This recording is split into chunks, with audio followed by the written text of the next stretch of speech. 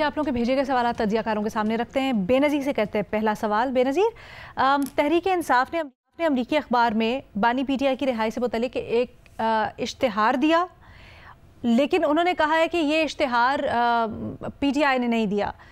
लेकिन ये मुहिम जो है या इश्तिहार जो है इसकी भरपूर तौर पर रीशेयर तो कर रही है और तशहीर भी कर रही है पीटीआई। सवाल ये हो रहा है कि क्या ये तरदीद और फिर इश्तिहार को फैलाना तज़ाद है और इससे बयानिए पर असर पड़ेगा? नहीं अलीना, एक पार्टी का एक विंग है, सपोर्टर्स हैं, उन्होंने एक ऐड निकाल दिया बाहर, इसमें इतनी क्या बड़ी बात है। ठीक है, पार्टी इसका फ़ायदा उठा रही है, वो चाहते भी हैं इमरान खान साहब की रिहाई हो। देखिए, मुझे तो समझ नहीं आ रहा कि इस पर इतना शोर क्यों मच रहा है। एक सियासी जमात है, 2 साल से उनके लीडर जो हैं वो जेल में हैं, सख्त से सख्त उन पर क्रैकडाउन हो रहा है, रिलीफ उनको मिल नहीं रहा, उनके पास कोई ख़ास ऑप्शंस नहीं है, यही हैं कुछ ऑप्शंस। ठीक है, ये ऐड जो है जब मैंने पढ़ा तो मुझे लग रहा था कि इसमें कुछ ऐसी चीज़ें हैं जो शायद नहीं होनी चाहिए थी, जैसे इसमें सैंक्शंस की बात की गई और फोर्स रिटायरमेंट की बात की गई, जो जिस किस्म की मुदाखलत जो है मेरे ख्याल से अमेरिका की तरफ से नहीं आनी चाहिए इन मामलात पे।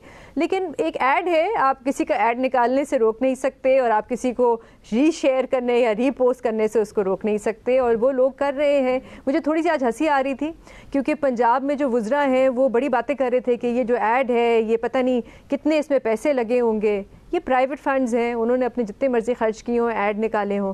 आप यहाँ पे 60 पेजेस का सप्लीमेंट निकालते हैं, वो भी आवाम के पैसों से, और जब हम पूछते हैं कि आपके कितने पैसे लगे और आवाम के कितने पैसे लगाए आपने, तो आप जवाब नहीं देते। तो मेरे ख्याल से इतना कोई not, I don't think it's a big deal. हमारे मुल्क में फॉरेन पॉलिसी जो है वो सब कह रहे हैं बहुत अच्छी चल रही है, तो ठीक है, आप इग्नोर करें, आगे चलें। ठीक है जी, thank you so much Benazir.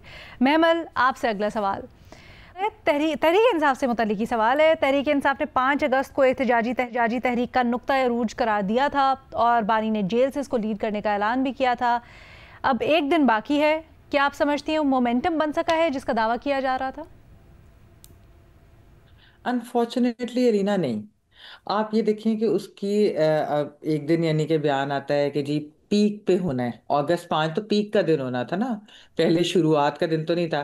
फिर हम सुनते हैं कि नहीं जी 90 दिन का कोई स्ट्रैटेजी होनी है। अच्छा, फिर 1 दिन हम सुनते हैं कि एक एक दिन की रैलीज निकलनी है।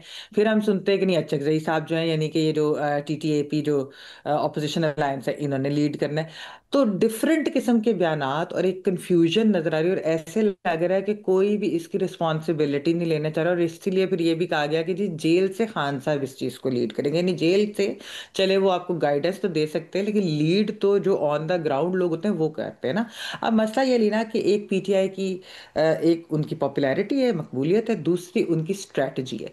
मकबूलियत ज़रूर है, बरकरार है, यानी कि वोटर्स उनके हैं, सपोर्टर्स उनके हैं, लेकिन जब स्ट्रैटेजी ही नहीं है और उनकी लीडरशिप की तरफ से स्ट्रैटेजी नहीं है तो फिर किस तरीके से होगा। और उसमें एक बहुत बड़ी जो है फॉल्ट वो खान साहब की भी है, क्योंकि वो हमेशा से जिस तरह बुज़दार या महमूद खान इस तरह की वो लीडरशिप चाहते हैं कि जो उनके मातहत हों या उनकी कोई अथॉरिटी ना हो। और इसी वजह से जो इस वक्त उनकी लीडरशिप बाहर भी है, उनके पास कोई अथॉरिटी नहीं है लेना, क्योंकि एक आकर कोई बात कहता है तो दूसरा आकर उसे रद्द कर देता है कि नहीं नहीं खान साहब ने तो ये नहीं कहा था, ये तो गलत है। उसकी वजह से एक लोगों के अंदर भी एतमाद नहीं है। और एक और चीज़ है लीना, यहाँ पर हम देखते हैं, हम यहाँ पर बहुत बात करते हैं मौरूसी सियासत की, प्रोज एंड कॉन्स की भी बात होती है, पाकिस्तान में मौरूसी सियासत बहुत क्रिटिसिज्म भी होता है। लेकिन हमने ये देखा कि जब पॉलिटिकल पार्टीज के अंदर फैमिलीज जब ओनरशिप लेती हैं, या तो फैमिलीज ओनरशिप लेती हैं तो तहरीकें आगे चलती हैं, या फिर ये कि आप अपनी सेकंड थर्ड टीयर लीडरशिप को भी इतना स्ट्रॉन्ग करते हैं कि उन्हें पता हो कि जी ये लीडर्स इसको रद्द नहीं इनकी बात को करेगा। और खासतौर पे फैमिलीज का एक रोल है अली ना, वो बेगम कुलसूम नवाज जब मुशर्रफ दौर के अंदर उन्होंने लीड की, बेगम नुसरत भुट्टो थी, मोहतरमा बेनज़ीर भुट्टो थी, मरियम नवाज थी, फिर इवन आप कह लें कि 26 नवंबर वाली में बुशरा बीबी ने भी एक मोबिलाइजेशन तो पीटीआई की, तो वो भी एक एलिमेंट जो है इस वक्त पीटीआई के अंदर वो मिसिंग है। ठीक है, थैंक यू सो मच महमल। अच्छा जी, भट्टी साहब से करते जल्दी से अगला सवाल। भट्टी साहब, पूछा जा रहा है ऑपोजिशन ने चीफ जस्टिस से हुकूमत के खिलाफ चीनी के मामले पर कमीशन बनाने का मुतालबा किया है, क्या कमीशन से ये मामला हल हो जाएगा? सवाल ये है मैडम शेख कि 26वीं आईनी तरमीम के बाद चीफ जस्टिस साहब इस पोजीशन में हैं कि शुगर माफिया के खिलाफ कोई कमीशन बनाएं। उससे भी बड़ा सवाल है कि अगर वो कमीशन बना देते हैं, आईनी बेंच के पास मामला नहीं जाता, उनके पास आता है, वो कमीशन बना देते हैं, तो क्या इस कमीशन से मामला हल हो जाएगा? या कमीशन खेलने से शुगर माफिया को लगाम मिल जाएगी? और उससे भी बड़ा सवाल ये है मैडम शेख कि कमीशन की ज़रूरत क्यों है? क्या कोई चीज़ छुपी रह गई है? क्या किसी को ये नहीं पता? आम बंदे को पता है गली मोहल्लों में कि शुगर मिलें किसकी हैं, कौन इंपोर्ट करके पैसे कमाता है, कौन एक्सपोर्ट करके पैसे कमाता है, कौन कीमत बढ़ाकर पैसे कमाता है, कौन इजाज़त देता है ये सारा कुछ करने की।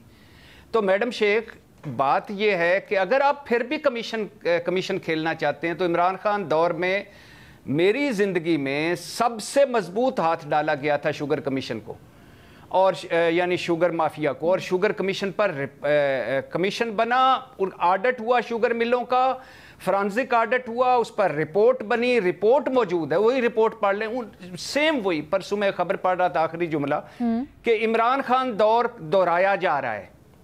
मतलब उस वक्त भी ऐसे ही हुआ था, पहले इंपोर्ट फिर एक्सपोर्ट फिर कीमत बढ़ गई थी।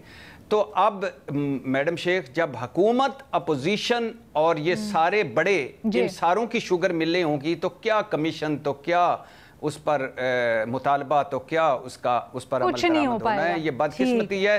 हाँ, कहना ये है कि खुदा के लिए चीनी छोड़ दें, गुड़ खाएं, शक्कर खाएं, खुद इनकलाब लाएं। गुड़ भी महंगा हो जाएगा आपके कहने से, फिर क्या करेंगे? जी, वो कम अज़ कम किसानों की जेब में पैसा जाएगा, कम अज़ कम किसान उससे मुस्तफ़ीद होंगे। ठीक है जी।